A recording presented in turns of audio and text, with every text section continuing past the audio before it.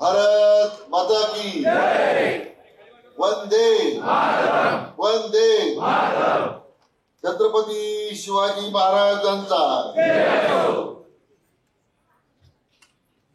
आपल्या सर्वांचं आराध्य दैवत छत्रपती शिवाजी महाराजांच्या पावन स्मृतीला या निमित्त आपल्या सर्वांच्या वतीने मी अभिवादन करतो। आपल्या जिल्हा ज्यांच्या नावाने आता ओळखला जातो त्या पुण्यश्लोक राजमाता अहिल्यादेवींच्या स्मृतीला वंदन करतो। आपल्या भारतीय राज्यघटनेचे शिल्पकार महामानव भारतरत्न डॉक्टर बाबासाहेब आंबेडकर यांच्या स्मृतीला आम्ही अभिवादन करतो। समतेचे प्रणेते महात्मा ज्योतिबा फुले, अण्णाभाऊ साठे तर सर्व महापुरुषांनी ज्यांनी समाजाच्या उद्धारासाठी काम केलं त्यांनाही मानवंदना अर्पित करतो। आज शहीद दिन आहे आणि या दिनाच्या निमित्तानं शहीद भगतसिंग असतील, शहीद राजगुरू आहेत, शहीद सुखदेव आहेत, ज्या ज्या शहीदांनी आपल्या देशाच्या स्वातंत्र्य करता आपलं आयुष्य समर्पित केलं होतं आणि स्वातंत्र्याच्या नंतरही देशाच्या सीमाचं रक्षण करताना ते आपले सगळे जवान शहीद झाले। त्या सगळ्यांना आजच्या सभेच्या निमित्तानं मी विनम्र अभिवादन करतो। आपल्या अहिल्यानगरच्या महायुतीच्या उमेदवार आमदारांच्या सरकार सभेचे अध्यक्ष, आपल्या जिल्हा मध्यवर्ती सहकारी बँकेचे अध्यक्ष, माननीय ज्येष्ठ नेते आमदार शिवाजीराव कर्डिले, आपल्या जिल्ह्याचा भूषण आणि महाराष्ट्र विधानसभेचे सभापती माननीय प्राध्यापक राम शिंदे साहेब, विधानसभेतल्या माझ्या सहकारी श्रीमती मोनिकाताई राजाळे, आपल्या नगर शहराचे लोकप्रिय आमदार संग्राम भैया जगताप, पारनेरचे आमदार मान्य काशीनाथ आतेसर,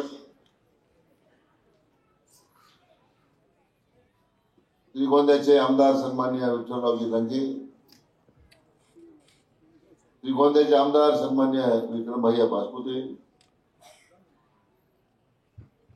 संगमनेरचे आमदार सन्माननीय अमोलजी खताळ, डॉक्टर सुजय विखे पाटील,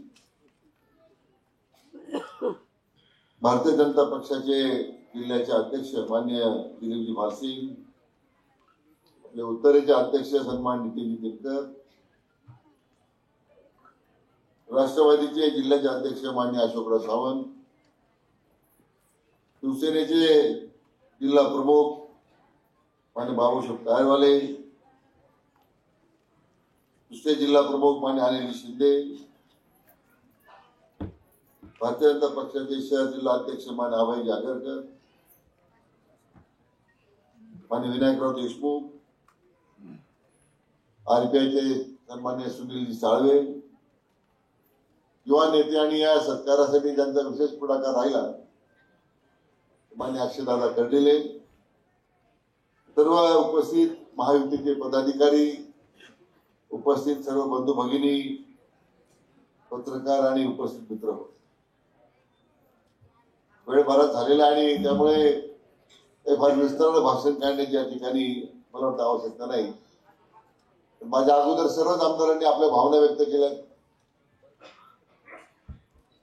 आणि त्यांच्या भावनेशी मी पूर्णतः सहमत आहे असं या ठिकाणी पहिल्यांदा जाहीर करतो। पुन्हा ते मुद्दे माझ्या पुढे भाषणात येणार नाही। शिवाजीराव म्हटले मंत्रिपदाची त्यांना अपेक्षा आहे, त्यांच्या मताशी सुद्धा मी पूर्णपणे सहमत आहे। आज आपल्या जिल्हा मध्यवर्ती बँकेचे चेअरमन आणि आपले लोकप्रिय नेते सन्माननीय आमदार शिवाजीराव कर्डिले यांच्या पुढाकारानं आज जिल्ह्यातील सर्व महायुतीच्या आमदारांचं सत्काराचं आयोजन करण्यात आलंय। मी प्रथमतः माननीय शिवाजीरावांच्या मनापासून त्या निमित्तानं आमच्या सर्वांच्या वतीने धन्यवाद देतो। तर बऱ्याच दिवसांची तयारी होती सत्कार करायचा, सत्कार घ्यायचा, पण मुहूर्त काही निघत नाही आणि शिवाजीरावांचा पुष्कळ आग्रह होता सत्कार लवकर झाला पाहिजे। मध्यंतरी त्यांच्या आजारामुळे सत्कार समारंभ लांबला, परंतु आज मला वाटतं आपल्या अहिल्यानगरच्या जिल्ह्याच्या दृष्टीने ऐतिहासिक घटना आहे. एवढा मोठा विजय महायुतीला या जिल्ह्याच्या जनतेने दिलेला आहे आणि त्याचा एवढा मोठा सत्कार पहिल्यांदा आपल्या जिल्ह्यामध्ये होतोय.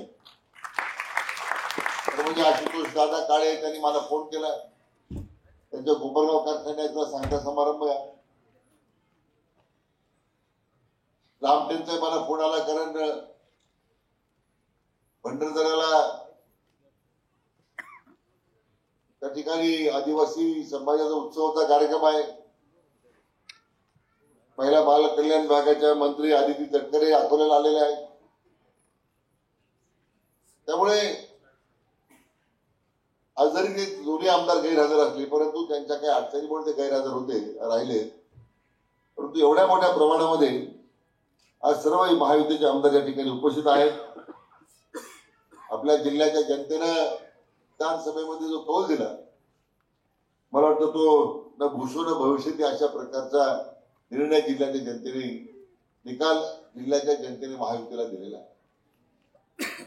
आणि म्हणून पहिल्यांदा मी त्या ऐतिहासिक विजयाबद्दल आपल्या देशाचे लाडके प्रधानमंत्री, विश्वनेते आदरणीय प्रधानमंत्री नरेंद्र मोदी साहेबांना मनापासून त्यांना धन्यवाद देतो. त्यांचा हा करिश्मा होता, इतका ऐतिहासिक विजय आपल्याला मिळवला. आणि त्याचबरोबर आपल्या देशाचे कणखर गृहमंत्री आणि अमित भाईंना मनापासून त्यांचं अभिनंदन करून धन्यवाद देतो की त्यांनी समर्थपणे या निवडणुकीमध्ये महायुतीचं नेतृत्व केलं. त्याचबरोबर आपल्या राज्याचे लोकप्रिय मुख्यमंत्री माननीय देवेंद्रजी फडणवीस साहेब यांनी दिलेली दिशा, कार्यकर्त्यांमध्ये जागृत केलेला उत्साह, त्यामुळे सुद्धा आपल्याला ऐतिहासिक विजय मिळवता आला. त्यांच्या साथीला राज्याचे लोकप्रिय उपमुख्यमंत्री माननीय एकनाथ शिंदे साहेब आहेत, लोकप्रिय उपमुख्यमंत्री माननीय अजितदादा आहेत. यांची त्यांना मिळालेली साथ आहे. त्यामुळे मला वाटतं हा ऐतिहासिक विजय आपल्याला संपन्न करतात. अनेक या निवडणुकीच्या नंतर मला आपल्या अहिल्यानगरचं पालकमंत्री म्हणून मला काम करण्याची संधी मिळाली. पण त्यापेक्षाही आपल्या जिल्ह्याचं भूषण माननीय प्राध्यापक राम शिंदे साहेबांना विधान परिषदेचं सभापती म्हणून त्यांना त्या ठिकाणी निवड करण्यात आली. हे आपल्या सर्वांच्या दृष्टीने एक अतिशय अभिमानास्पद गोष्ट आहे. तर म्हणजे लोकसभेच्या निवडणुकीची चर्चा झाली की काही फार त्याच्यात घालवणार नाही. एक खोटा नॅरेटिव्ह होता, संविधान बदलणार, घटना बदलणार, या सगळ्या वातावरणामध्ये वातावरण दूषित झालंय. त्याचा परिणाम लोकसभेच्या निवडणुकीत आपल्याला पाहायला मिळाला. पण आता प्रधानमंत्री आदरणीय मोदी साहेब देशामध्ये पुन्हा एकदा प्रधानमंत्री तिसऱ्यांदा झाले. घटना बदलली, संविधान बदललं, परंतु त्यावेळी खोट्या नॅरेटिव्ह मध्ये विशेष करून अल्पसंख्याकांच्या मनामध्ये एक भीतीचं वातावरण निर्माण करण्यात आलं आणि त्याचा परिणाम महाविकास आघाडीच्या लोकांचा उत्साह वाढला. त्यांना असं वाटलं तर लोकसभेला मला यश मिळालं, विधानसभेला सुद्धा एवढं मोठं यश मिळेल. काही लोक आपल्या जिल्ह्याचे भावी मुख्यमंत्री म्हणून फिरत होते. परंतु या राज्यातील जनतेनं, मतदारांनी आपल्या जिल्ह्यात सुद्धा महाविकास आघाडीच्या सगळ्या नेत्यांची पूर्णतः धोबी पछाड केली. ही मला या ठिकाणी आवर्जून आपल्याला सांगितलं पाहिजे. तर म्हणजे आता जबाबदाऱ्या सुद्धा वाढलेल्या आहेत आणि ह्या जबाबदाऱ्या पार करताना एवढं मोठं जनादेश मिळाला म्हणजे लोकांच्या अपेक्षा निश्चितपणे उंचावलेल्या आहेत. परंतु माननीय मुख्यमंत्री देवेंद्रजी फडणवीस साहेबांनी एकच घोषणा दिलेली आपल्याला, महाराष्ट्र आता थांबणार नाही. काय म्हटले त्यांनी? महाराष्ट्र आता मोठे बोल, महाराष्ट्र आता. म्हणजे तुमच्या जोश पाहिल्यानंतर आपल्याला भविष्य काळामध्ये अनेक कामामध्ये उत्साह वाढेल याच्याबरोबर माझ्या मनात काही शंका नाही. परंतु हे सगळं करताना आपल्या जिल्ह्यामध्ये सुद्धा एक मोठं काम आपल्याला करायचं. मागच्या काळामध्ये जिल्ह्यामध्ये 3 औद्योगिक वसाहती आता स्थापन करतो. हे कधी घडणार आपल्या जिल्ह्यामध्ये? आपण शिर्डीमध्ये 500 एकरामध्ये एमआयडीसी उभी करतो, बेळवंडीला 600 एकरामध्ये एमआयडीसी उभी करतो आणि 600 एकर जमीन मी वसूल मंत्री असताना मोफत दिली आपण एमआयडीसीला. असलेल्या नगरच्या एमआयडीसीला लगतच तिथे आता एक नवीन विस्तारित एमआयडीसी आपण उभी करतोय. त्याचं भूमिपूजन माननीय मुख्यमंत्री हस्ते आपण करणार. जिल्ह्यामध्ये औद्योगिक वातावरणासाठी निर्माण करायचं आहे की तरुणांना रोजगार निर्माण झाला पाहिजे. आणि माझी अपेक्षा आहे की या तिन्ही औद्योगिक वसाहती जर उभ्या राहिल्या तर किमान 10,000 तरुणांना आपल्या जिल्ह्यात रोजगार मिळेल अशा प्रकारचे लक्ष आपण ठेवले. दुर्दैवाने आजच्या जिल्ह्याच्या औद्योगिक वसाहतीमध्ये भीतीचं व दहशतीचं वातावरण आहे. खंडी बाजार गोळा झालेले आहे.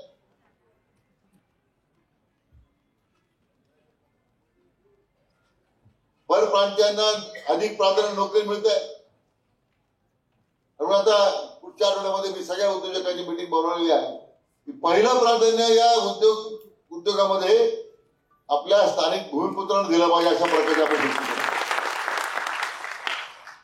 मग ज्या गुणवत्तेच्या प्रकारच्या पात्रतेप्रमाणे मुलं मिळत नसतील तर मग तुम्ही बाहेर घ्या ना. परंतु परप्रांतीयांना आणायचं, त्यांच्या नावावर खोटा धंदा करायचा, असं जिल्ह्यामध्ये दुर्दैवाने एक दूषित वातावरण तयार झालेलं आहे. तर पुढच्या काही काळामध्ये हे सगळ्या खंडण्या बाजारांचं हे टोळ्यावाल्यांचा बंदोबस्त आपण केल्याशिवाय राहणार नाही. तुम्हाला आपल्या मुद्द्यावर सांगितलं. आज जिल्ह्याच्या ह्या सगळ्या विकासामध्ये जिल्ह्याच्या पाण्याचा प्रश्न सुद्धा तेवढाच महत्वाचा आहे. किती वर्ष आपण पाण्यासाठी संघर्ष करू. कारण हा जिल्हा आपल्या जिल्ह्याबाहेरच्या नेत्याकडे अंदाज दिला होता. अनेक निवडणुकीत सांगितलं की आपल्या जिल्ह्याचा विकास आपणच करू शकतो. बाहेरचे लोक फक्त त्यांचा राजकीय ह्या स्वार्थ साधण्यासाठी फक्त आपल्याला येतात. का नाही इतक्या वर्षी कुकडीचा पाण्याचा प्रश्न सुटला? का नाही इतक्या वर्षी निर्माण्याचा प्रश्न सुटला? का नाही इतक्या वर्षी साखळीचा प्रश्न सुटला? आज कर्जत बॅकवॉटरला आमच्या शेतकऱ्यांना उन्हाळ्यात पाणी शिल्लक राहत नाही. का नाही त्या बाबतीमध्ये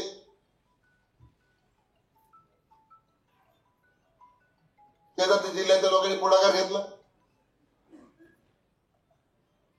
फक्त जिल्ह्यामध्ये धुंदी लावून द्यायचं. म्हणून आता निर्णयाचा त्यांनी काय पाप केला आपण सोडून घेऊ 2 मिनिट.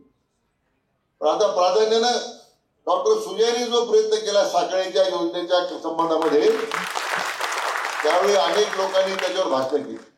काही लोकांनी त्याच्यामध्ये टिंगलटावळ्या केल्या. आपण त्याला बळी पडलो काही लोक. पण आता साखळी योजनेची मी आता कालच मंजुरी दिली त्याला आणि पुढच्या 2 महिन्यामध्ये भूमिपूजनाला मी देणार आहे. तुम्हाला या ठिकाणी मुद्दाम सांगतो. ज्यांनी या साखळ्याच्या प्रश्नामध्ये राजकारण केलं आणि टिंगलटावळ्या केल्या त्याचा बंदोबस्त तुम्हाला करावा लागेल ही तुम्हाला या निमित्तानं माहिती. परवा कार्यक्रमाला आलो तुमच्या भागामध्ये. कोणत्या गावात? देवळगाव. त्या मतदारसंघातून जिल्हा परिषदेला महायुतीचा उमेदवार निवडून दिला पाहिजे ही तुम्हाला दिलेला शब्द आहे. देणार का? त्यावेळी सापडले पाहिजे तुम्ही.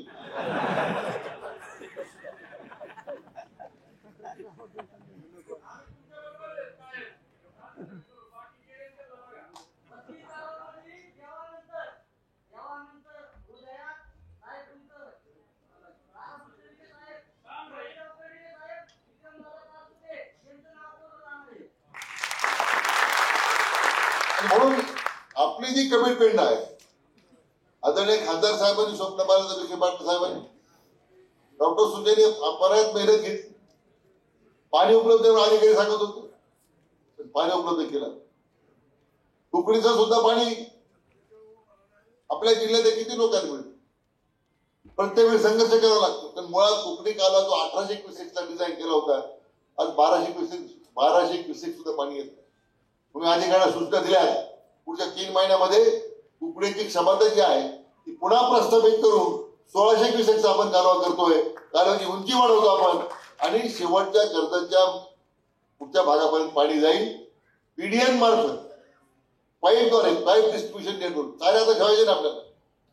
आता पाईपने पाणी देऊ, पाईपच्या माध्यमातून पाणी देऊ. पाणी वाचेल, पाण्याच्या चोऱ्या होणार नाही, पाण्याचा नाश होणार नाही. तर चारही कडाचे लोक मात्र पाणी घेतात, चाऱ्यावरच्या टेचे लोक मात्र पाण्यापासून वंचित राहतात. ते आपण कुकडीचं पाणी आपण कुकडीसाठी आपण काम करतो. तर नगर जिल्ह्याला पाणी गेलं म्हणजे वर्षा जिल्ह्यात कोणी पाणी घ्यायचं असा मला बंदाकडे संघर्ष होता. पण आपण काय दुसरं पाणी मागतच नाही. आपलं जे जिल्ह्यात हक्काचं पाणी आहे कुकड्यामध्ये मंजूर झालेलं तेच आपल्या जिल्ह्याला दिलं पाहिजे अशा प्रकारची आपण कार्यवाही करतो. निळमांड्याचा कालवाचा पाणी वाहत आहे तिथे सुद्धा पूर्ण चाऱ्याच्या कामाला हातात घेतलेलं आहे. 2000 कोटी रुपये त्याला खर्च आहे. जेवढे आपल्या तालुका जिल्ह्यातले काही गेटवर आहेत जुने झालेले आहेत गेट दरवर्षी गेट लावायची मोठी पंचायत आहे. काही जिल्ह्यातले गेटीवर सुद्धा आपण मोठ्या प्रमाणात त्याचं रूपांतर बॅरेजेस मध्ये करतोय. अधिक पाणी साठवण्याचं काम त्याच्यामध्ये होणार आहे. कर्जत तालुक्याच्या त्या मुंदीच्या बॅक वॉटरला सुद्धा मध्यंतरी बुडीत बंधारे बांधण्याची कल्पना होती पण ती काय कालबाह्य झालेली कल्पना आहे. पण रामभाऊ आम्ही कर्जत तालुक्याच्या बॅक वॉटरला ते सुद्धा एक मोठा बॅरेज आम्ही आता बांधतोय की ज्यामुळे तुमचा जो काही पाण्याचा प्रश्न दरवर्षी उभा राहतोय तो सुद्धा त्या निमित्ताने निकाली व्यापक विचार केला जातो. ही जी योजना त्यावेळी डॉक्टर सुजय यांनी मांडली आदरणीय खासदार बाळासाहेब विखे पाटील मांडत होते. शिवाजीराव कडले मागणी करत होते. माननीय राम शिंदे साहेब मागणी करत होते. तिथं आमच्या मोनिकाताईंनी ताजदापूर संदर्भात प्रश्न मांडलेले. जुनी ताजदापूर योजना आता काय झालं त्यालाच माहिती आहे. परंतु जुन्या ताजदापूर योजनेचं पुन्हा रूपांतर करू ती नव्याने कशी आपल्याला चालवता येईल या दृष्टीने आपण कार्यवाही करतोय. आणि नवीन ताजदापूरचा दुसरा टप्पा त्यांनी जी मागणी केलेली आहे त्याला सुद्धा आता तत्वता मान्यता देऊन त्या कामाला सुद्धा आपण सुरुवात करू. प्रामुख्याने पश्चिम वाहिन्याचं जे पाणी आहे पश्चिम वाहिन्याचं पाणी ती आदरणीय खासदार बाळासाहेब विखे पाटील आणि आदरणीय गणपतराव देशमुख यांनी पाणी परिषदेमध्ये जो प्रश्न मांडला होता की गोदावरी खोऱ्यामध्ये दुष्काळी फरक पाणी आलं पाहिजे 65 TMC पाणी आलं पाहिजे त्याचं आता सर्वेक्षण सुरू झालं. सुधारणा मला एक खातं आदरणीय मोदी साहेबांनी मान्य अमित भाईंनी आणि आमचे नेते देवेंद्रजी माझ्याकडे जबाबदारी दिली. हे 65 TMC पाणी पुढच्या 5 वर्षामध्ये गोदावरी खोऱ्यामध्ये आणल्याशिवाय स्वस्त बसणार नाही ही आमची भूमिका. 40,000 50,000 कोटी रुपये खर्च येईल. आज नाबार्ड पुढे येत अन्य वित्त संस्था पुढे येत आहे. आमचा त्या दृष्टीने प्रयत्न आहे की लवकर सर्वे करून या सगळ्या दुष्काळी भागाला पाणी मिळालं पाहिजे. हा जो प्रादेशिक वाद जो आहे मराठवाडा नगर नाशिक तो संपला पाहिजे. तर सगळे शेतकरी सगळे मराठवाड्यामधला काय वरच्या भागातला काय तो शेतकरी आपण ना पण हा प्रादेशिक वाद संपला पाहिजे. दुष्काळी खोऱ्यामध्ये पाणी आलं पाहिजे ही सगळी भूमिका मनामध्ये ठेवून आम्ही सगळी या ठिकाणी आता कामाला लागलेलो आहोत. आणि म्हणून जिल्ह्याचा मी म्हटल्याप्रमाणे औद्योगिक विकास असेल जलसंपदाच्या राहिलेल्या योजना पूर्ण करायच्या असतील आणि त्याचबरोबर त्या सगळ्या दुष्काळी भागाला पाणी देताना आमच्या शेतकऱ्यांच्या जीवनामध्ये एक नवा आशय निर्माण करण्याचा प्रयत्न असेल त्या दृष्टीने आम्ही आता सगळे प्रयत्न करतोय. जिल्ह्याच्या पर्यटन विकासाकरता आता आपण पुढाकार घेतलेला आहे. आज ज्या ज्ञानेश्वरी ज्या निवासाला लिहिली गेलेली आहे त्या 30-35 हजार गावांमध्ये महाराष्ट्रात पारायण होतं त्या ज्ञानेश्वरी बंदराची काय अवस्था तिथे आता आपण 450 कोटी रुपये खर्च करून ज्ञानेश्वर सृष्टी उभा करण्यात आता आपण निर्णय केलेला. पूर्ण चित्र बदललं आपण ते ध्यान मंदिर असेल ज्ञानपीठ असेल त्या ठिकाणी एक प्रसन्न ज्या ज्ञानेश्वरीची पैस सांभाळ लिहून टिकून ज्ञानेश्वर महाराज लिहिली आहे त्याचा पूर्णतः आपण बदल करतो. पण त्यामुळे पर्यटन वाढेल. अहिल्याबाई होळकरांचं स्मारक उभं राहिलं पाहिजे आपली अनेक वर्षाची मागणी आहे. त्यासाठी जवळजवळ आम्ही 550 कोटी रुपयाचा आराखडा पण तयार केला की पुण्यश्लोक अहिल्या देवीचं स्मारक आपल्या जिल्ह्याचं भूषण होतं त्यासाठी आपण आता पुढाकार घेतला. सुधारणा राम शिंदे साहेब सहभागी झाले त्यांची मोठी मदत या कामासाठी निश्चितपणे होणार आहे. एक चांगलं स्मारक आपण उभा करू याच्याबद्दल माझ्या मनात संधी नाही. आणि म्हणून आजच्या या सत्काराच्या निमित्तानं मला एवढीच आपल्याला या निमित्तानं सांगायचं आहे की तुम्ही जे विश्वास आमच्यावर दिलेला आहे मंत्री होत राहतात पालकमंत्री आता सुधारणा आपल्या सगळ्यांच्या आशीर्वादाने मला मिळालंय. शिंदे साहेब सभापती झाले ही काही पद शोभेची पदं नाहीये याच्यावर जबाबदारी आलेल्या आहे आणि त्या निश्चितपणे जबाबदारी आम्ही पूर्ण केल्याशिवाय राहणार नाही अशा प्रकारची खात्री मी आपल्या सर्वांना देतो. शिवाजीराव आम्हाला एवढी विनंती जिल्हा बँकेच्या माध्यमातून करायची आहे की जिल्हा बँकेचं एक पीक कर्ज 30,000 रुपये जे आहे ते आता वाढून 40,000 केलं पाहिजे अशी माझ्या निमित्त आपल्याला विनंती आहे. आणि पशुपालनासाठी आपण जे देणारं कर्ज आहे 1 लाख रुपये देतो मला आपण ते 2 लाखापर्यंत अशी माझी आपल्याला विनंती आहे. तर दुधाच्या क्षेत्राला दिवसेंदिवस काढत चाललेलं आहे. आपल्या नेतृत्वाखाली शिवाजीरावांची बँक मला वाटतं केरळचा येईल त्यांना जो अवॉर्ड मिळाला आहे. आपल्या जिल्हा बँकेच्या इतिहासामध्ये इतका लोकाभिमुख चेअरमन मी कधी पाहिला नाही. शिवाजीराव तुमच्या मनापासून बँक ठीक आहे. आपल्याला सगळ्यांना घेऊन जावं लागतं. शिवाजीरावला माहिती आहे कोणाला खांद्यावर घ्यायचं कोणाला डोक्यावर घ्यायचं ते बरोबर चाललं त्याचं. पण मी फार सावध राहतो कधी आपला कार्यक्रम होऊ नये म्हणून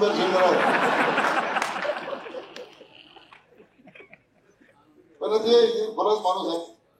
शिवाजीरावचं नेतृत्व जिल्हा बँकेने मिळालं, जिल्ह्याला चांगलं मिळालं. फक्त भविष्याकाळात आमच्या कारखान्याकडे लक्ष राहू एवढी विनंती आहे. पुन्हा एकदा सर्व नवनिर्वाचित आमदार महोदयांचं, मान्य सभापती राम शिंदे साहेबांचं मी पुन्हा एकदा मनापासून अभिनंदन करतो आणि तुमच्या सर्व जनता जनार्दनांना धन्यवाद देतो. हे जे यश मिळालेलं आहे यशाचे खरं शिल्पकार तुम्ही बसणारी मंडळी आहात. तुम्हाला सुद्धा नमस्कार करतो आणि सांगतो. जय हिंद, जय महाराष्ट्र.